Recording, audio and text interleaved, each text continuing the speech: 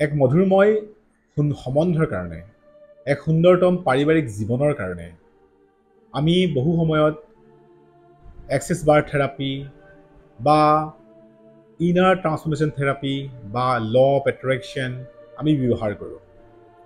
Access বাৰ থেৰাপিৰ জৰিয়তে আপুনি আপোনাৰ জীৱনটোৰ সুন্দৰময় কৰিব পাৰে, আশাময় কৰিব পাৰে, আপুনি জীৱনটোক এটা পজিটিভ দিশত লৈ যাব পাৰে। আমি এই বিষয়ত আগতেও কণ্টেণ্ট প্ৰস্তুত কৰিছোঁ আৰু আমি আশা ৰাখোঁ যে আপোনালোকে সেই বিষয়ত অভ্যাস ৰাখিব, আপুনি প্ৰেক্টিছ কৰিব আৰু জীৱনটো আপোনালোকে সুন্দৰময় দিশত লৈ যাব।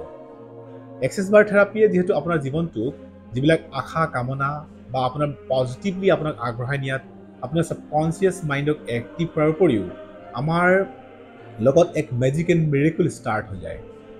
ইয়াৰ কাৰণ বিশ্লেষণ কৰাটো অতি সহজ নহয়। কাৰণ বিশ্লেষণ কৰিব গ'লে কিয় হয় কিয় নহয় যথেষ্ট বিষয় থাকে, কিন্তু এটা কথা ঠিক যে আমাৰ ছাবকনচিয়াছ মাইণ্ডত এনেকুৱা এটা আপোনাৰ ক্লিক হয় বা আমাৰ যেতিয়া আপুনি 32 পইণ্টছত আপুনি যেতিয়া আপুনি থেৰাপি দিয়ে তেতিয়াহ'লে নিশ্চয় ই এটা এনেকুৱা মিৰেকল কৰে যে আপোনাক পজিটিভ দিশত লৈ যায়, আপুনি আশা কামনা কৰাবিলাক প্ৰাপ্তি কৰে আৰু প্ৰকৃতাৰ্থত আপোনাৰ জীৱনটো আপুনি সুন্দৰময় কৰিব পাৰে। বহুলোকে যেতিয়াই এই ধৰণৰ এক্সেছ বাৰ্ছ থেৰাপিবিলাক ব্যৱহাৰ কৰে বা ৰেকি ব্যৱহাৰ কৰে বা বহুতে মেডিটেশ্যন ব্যৱহাৰ কৰে, তেওঁলোকে জীৱনৰ শাৰীৰিক মানসিক বৌদ্ধিক আধ্যাত্মিক উন্নতিৰ কাৰণে এইখিনি কৰে। কিন্তু আজি আমি আলোচনা কৰিম সপোনপনোৰ ওপৰত।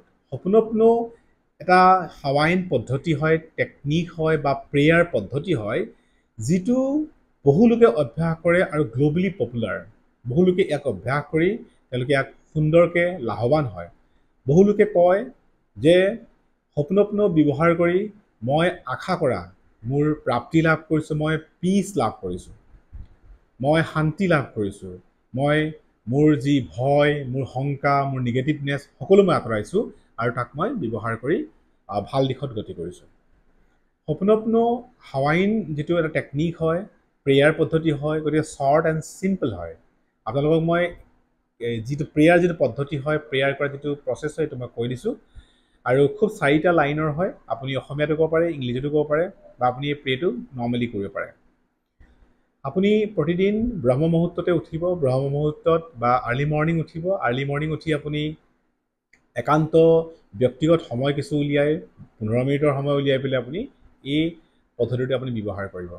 বা আপুনি যদি আৰ্লি মৰ্ণিং নোৱাৰে তো আপুনি ৰাতি শোৱাৰ আগত, টোপনি যোৱাৰ আগত বা বিচনালৈ যোৱাৰ আগত আপুনি 15 মিনিটৰ কাৰণে নিজৰ লগত কটাব। 15 মিনিটৰ সময় আপুনি এই পদ্ধতি ব্যৱহাৰ কৰিব। 100% চিয়ৰ থাকক ই আপোনাৰ জীৱনত কাম দিব আৰু আপোনাক অতি লাভান্বিত কৰিব।